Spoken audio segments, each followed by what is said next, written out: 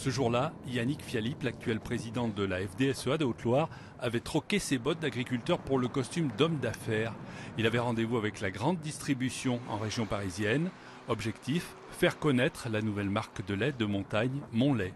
À travers la démarche, on veut que les producteurs laitiers s'engagent dans la filière et puissent être les vendeurs et les vecteurs de vente de leur propre lait et donc se rapproprier leurs produits. 5 ans plus tard, plus de 850 agriculteurs du Massif central vendent une partie de leur production sous la marque Monlait.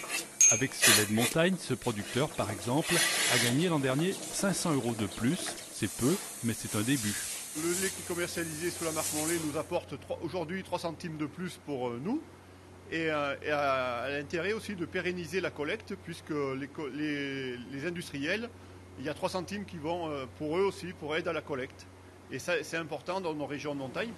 Depuis 4 ans, la marque Monlait double ses ventes chaque année. L'an dernier, presque 7 millions de litres se sont vendus. Mais il n'est pas facile de faire sa place dans les rayons des grandes surfaces où la concurrence est rude. Et pour l'instant, la marque n'est distribuée que dans sa zone de production, le Massif central, et elle est plus ou moins bien connue. Jusqu'où il va celui-là? Parce que comme je suis seul, le 2 du 5, vous savez. Il faut bien faire vivre nos paysans. Je vais le goûter, et puis je vais me renseigner un petit peu, voir si les bêtes sont bien élevées dans les prés, et si vraiment ça me convient au niveau des animaux, eh bien j'en rachèterai. L'objectif, c'est donc de vendre plus, faire connaître ce lait produit en montagne avec des animaux nourris essentiellement à l'herbe.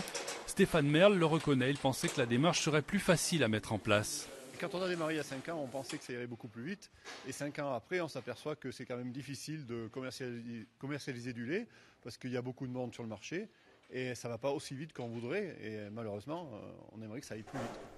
Pour se développer, la marque mise donc sur de nouveaux produits. Un fromage à raclette est prévu pour octobre, puis un nouveau beurre l'an prochain. Mais pour le président de l'association des producteurs de lait de montagne, le bilan est déjà plutôt positif.